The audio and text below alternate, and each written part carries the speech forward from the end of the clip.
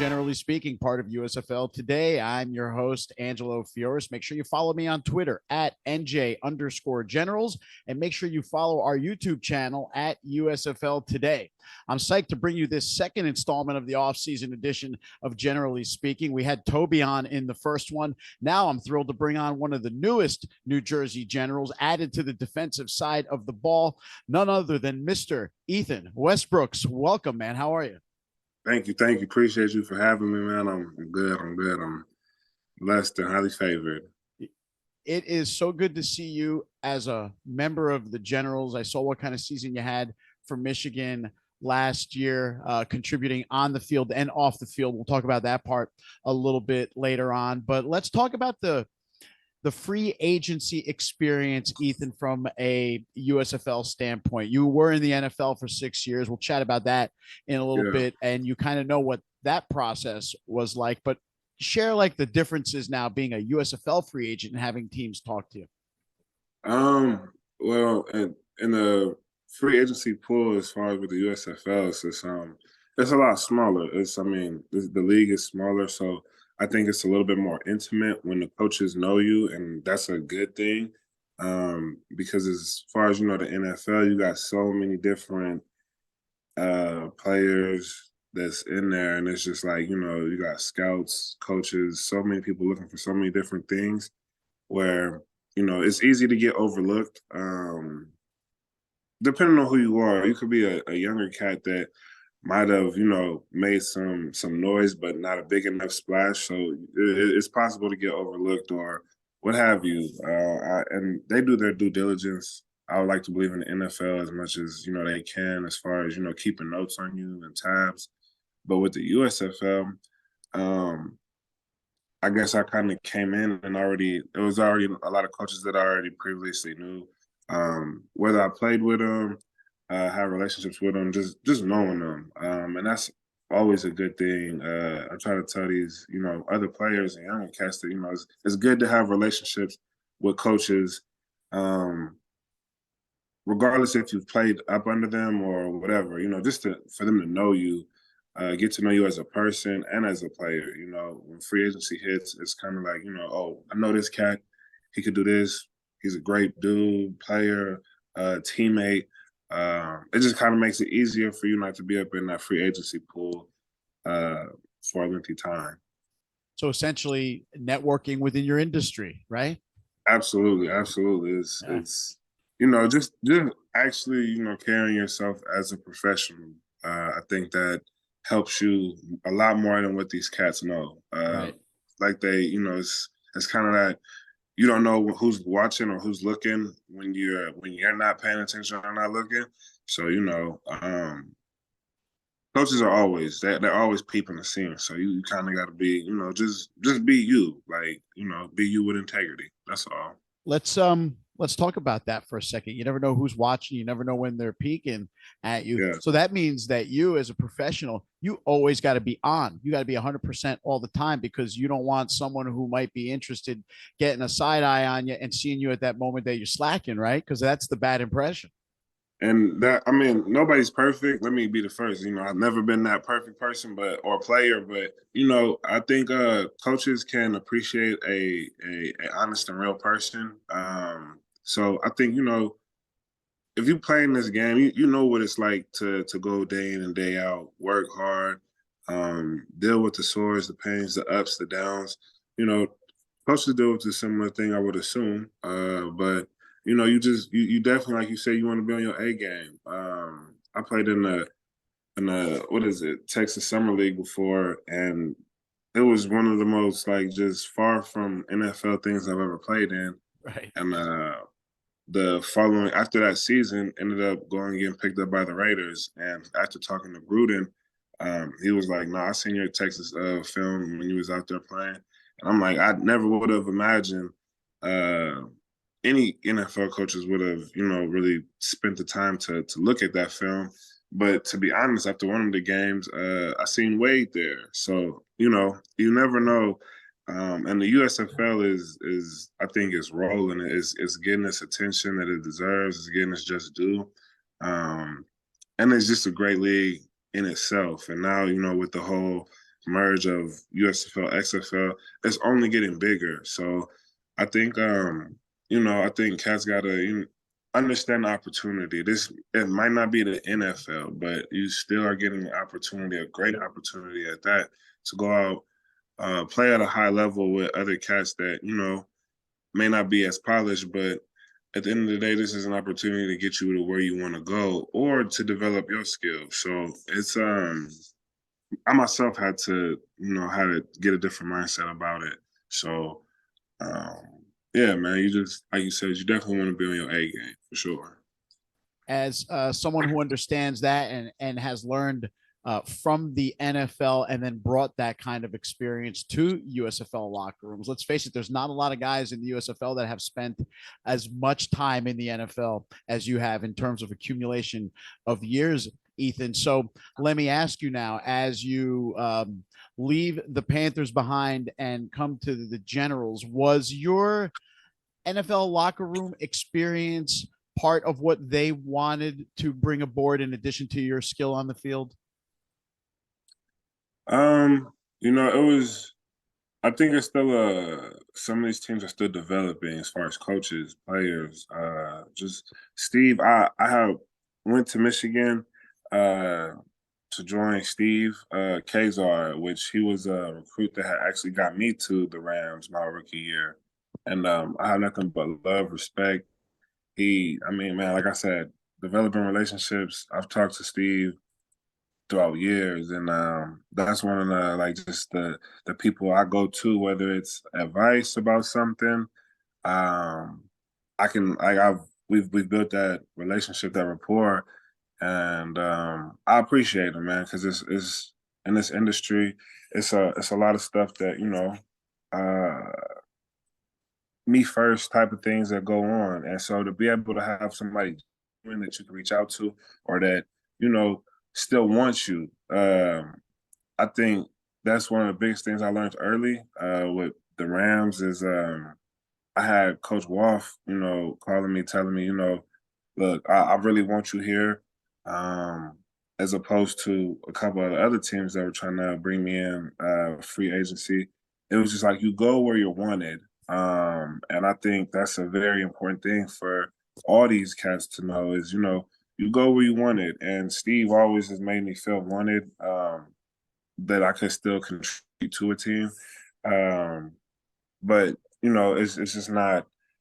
Steve is the GM, so he can only do so much. I appreciated everything from the fans to just the. It was a great time. The coaches up over there. It was a great time in Michigan. But I think it was just you just got to find your fit. You got to find like who you're really compatible with, who really, has a need for you, understands you. That's like in with any team. That's one of the reasons why I came to the Generals, because I felt like between Coach Dez, Steve, like a lot of those coaches I already know. And not just know, but they know me, and they've seen me work before. They've seen me. I've trained with a couple of them. Like they really do know what I can bring to the table, my skill set, my skill ability. And to be honest, I've been working this offseason to go above and beyond what I've been bringing on the field these last couple of seasons in the USFL. I really don't feel like I've put and really exhibited what I can do on the field. So this year, I'm really excited in self, but even more so that I'm going to a team where I feel like the coaches understand me and understand, okay, Ethan can really play X, Y, and Z, and we believe that he can do it. So we want to see him do it. And I think it's a lot better atmosphere when you have coaches that believe in you, that want to see you, they have a high expectation of you and they want to see you do that. I think it's just a better atmosphere for that. You mentioned Coach Dez. Had you worked with him in the past? Yes, sir. Yes, sir. He made a huge difference to the Generals pass rush from year Yeah, one to year two when he came aboard. Toby Johnson can't say enough great things about Coach Des. Same for Tyshawn Render. Same for yeah, Hercules. All of these guys that were here already in 2023 that got to work with Coach Des that didn't work with him in the first year all talk about how much he improved their game. So let me ask you, how much was Coach Des one of the big draws for you to come over and work with in New Jersey? absolutely. That's the thing about it, man. I mean, as much experience as I have, I like to believe that I still have things to learn. I can still learn. Um, pass rushing is forever evolving, and he worked with one of the greatest pass rushers to ever do it, and Chuck Smith. So just being able to see that, learn from both of those guys, and now Dez being a coach, it's kind of like a no brainer. He's a great dude on and off the field, and that's what I'm saying. Like to be able to know him on and off the field, like it goes a long way. And to feel like I can still be taught things, like that's big. Like I'm not trying to go nowhere where I know everything already, or I don't want to be like the smartest one in the room. Like I want to have a coach that can still be able to teach me things, because I feel like I still do have time to go ahead and get back in the NFL and play at a professional standpoint up there. I still feel like I got that level in me. So to be able to go, play with a coach like Dez, play for a coach like Dez, and have cats around like Toby Hercules, um, that just makes my game better. And I think I'm going in there with the mindset of wanting to learn. Like these cats brought me on board. Like you said, they already had a really good D line, so to be able to be added to that, man, I'm here for the ride. Like I want to be able to learn, contribute in a major way, and come out on top. Yeah, I feel like when the Generals added you to the pass rush, I felt like, wow, that is just going to take them to just the next level. They were, I think, near the top, if not one, two, in pass rush, which the year before they were 10. So, Yeah, there's still only one way to go, which is up, but the up isn't much farther to go. So I feel like this just adds another element to the rush that they did not have. And that excites me because of your speed. You bring a yeah, speed that makes it hard to stop a guy like you. I mean, with your yeah. size and to have the speed at your size is pretty impressive. I want to talk about that speed. You hold one distinction that most USFL offensive players cannot claim, which is you have an NFL touchdown to your credit. Yeah. 77-yarder, I might add. I watched the film before our conversation today. I had to watch it Yes, sir. for myself, and you were ahead of steam heading down that left sideline. No one was going to Yes, bring you sir. down.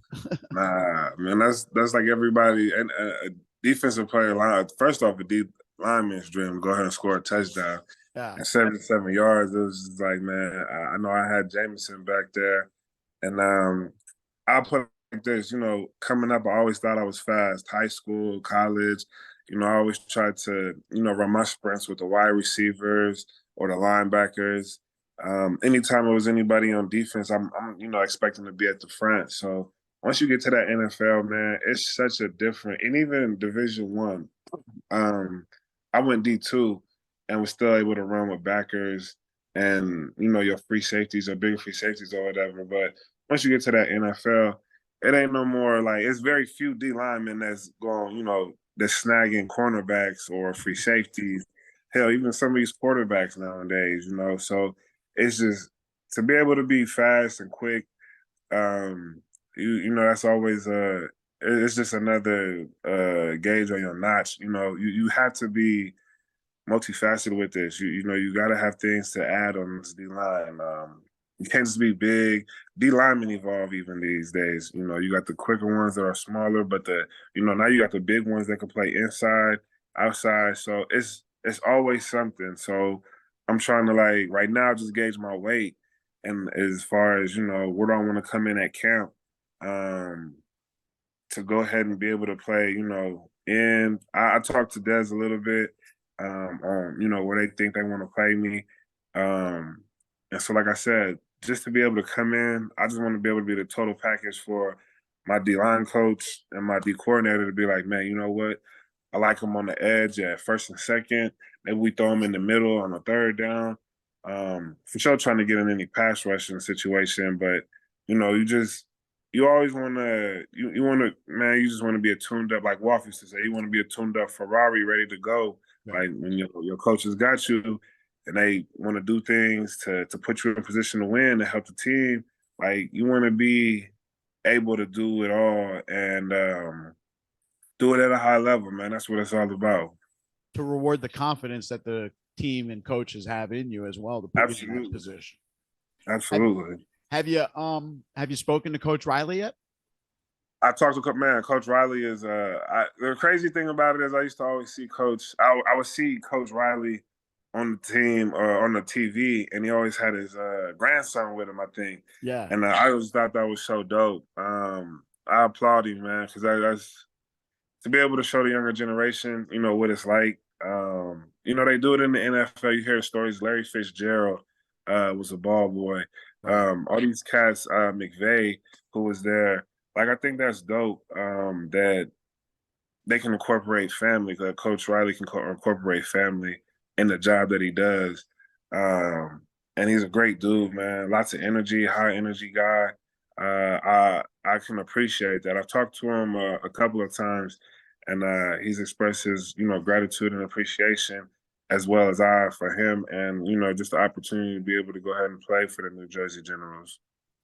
That's an excellent story. And you're right about Coach Riley and the vibe he brings, right? That whole Yeah, family vibe he brings. And I feel like Coach Riley is the kind of coach that at this stage of his career, if the USFL didn't afford him that like opportunity to include his family and stuff, he probably wouldn't be in a league like this yeah, if that wasn't for him. I just get that sense from him. I can tell you can tell what's really important to Coach Riley, right? And that's facts. what makes him the unique guy he is in a world of like, football coaches who can be stereotypical. He's the opposite Yeah, of that's for sure. yeah. Hey, let's talk about some off the field for a minute. 2023 USFL Sportsman of the Year. Yes, Let's sir. talk about that honor, what that meant to you. Talk about some of the work that earned you that accolade.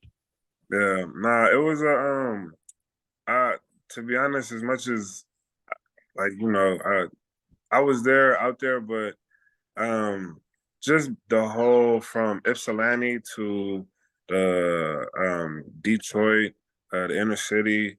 I just appreciate the people that gave the opportunity for me to come out there, for us to come out there and be a part of their community.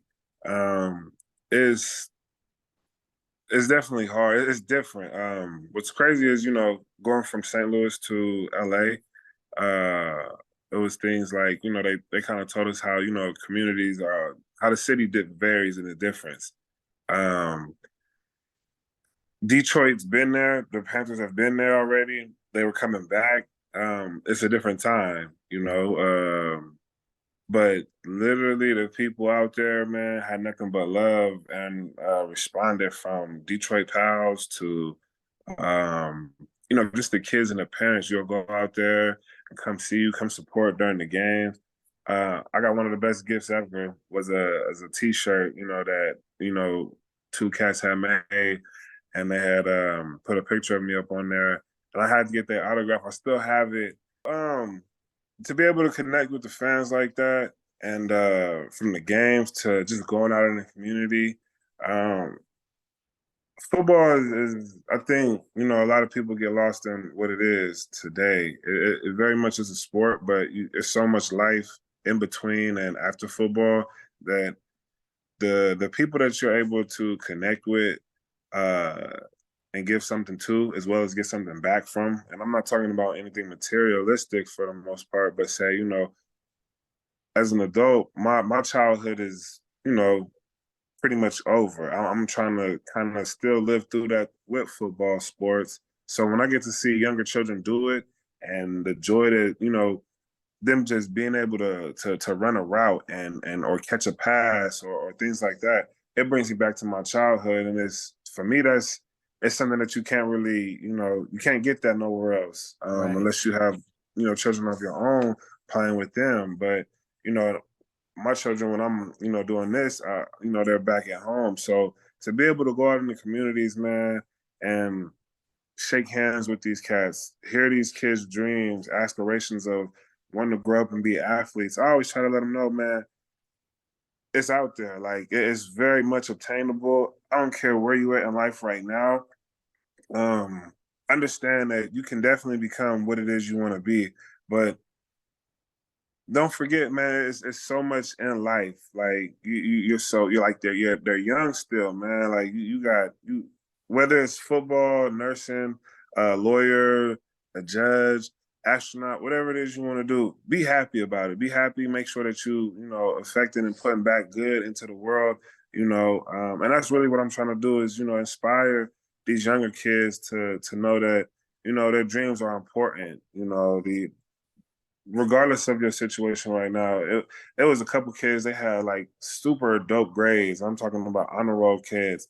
And to me, that's like bigger than honestly, like, I never was an honor roll kid. I never got good grades like that. I was Right. barely just making it or whatever. So I be so proud of these children, and I try to let them know, if nobody else is, like, I'm very proud of you, man. They look up to me like, oh, it's a big football player, but I'm like, y'all just as big in my eyes as, I am to you with these honor roll grades. Like, y'all doing it way bigger than I ever did. So, keep balling, keep doing your thing in the classroom, keep doing your thing, whatever it is, creating or being, going to practice.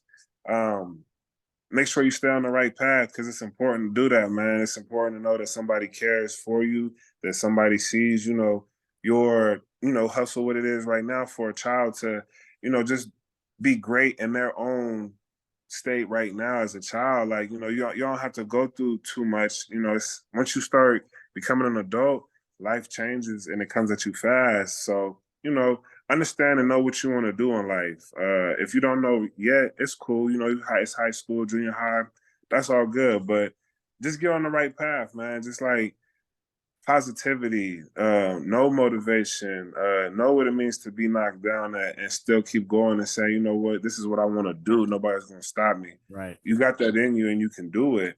It was great. It was great, man. Like I said, they made it real easy to just be out in the community. I appreciate everybody from the Michigan Panthers front office that was, giving opportunities for us to come out there between practice and whatnot. I mean, you got to see downtown Detroit, how close Canada was right next to it. Yeah, It was some Windsor of the is most right dope, there. Yeah. man, it was some of the most dope views that I've seen in a long time. So it was really like a treat. Like, it was easy. It was easy. Well, I could see exactly the reasons why you were voted the USFL Sportsman of the Year. And it's that kind of inspiration that I'm sure in part led you to New Jersey. And I'm looking forward to how that affects this clubhouse because the attitude you got is just right for the kind of locker room that Coach Riley has put together in New Jersey. And I can't think of a better way to end the show than with you talking about that inspirational work, Ethan. I really Yeah. appreciate you taking the time out of your morning. It's a little too early in the off season for me to get into the X and O's and all that kind of stuff that we got plenty of time to talk about when training Absolutely. camp rolls around, man. But this was a great get to know you for myself and for the Generals fans who are going to check out the show. Thank you for your time. I appreciate you for having me, man. Ladies and gentlemen, one of the newest New Jersey Generals, Mr. Ethan Westbrooks, the 2023 USFL Sportsman of the Year, here on Generally Speaking. And you'll be back with us again at some point, won't you? Absolutely. Absolutely. There you go. You heard it from the man himself. Make sure you like and subscribe to our channel at USFL Today on YouTube. Follow me on Twitter at NJ_Generals and follow our main account at USFL Today. So you don't miss any news, notes, or any kind of story we might be able to break. Until then, we will see you next time.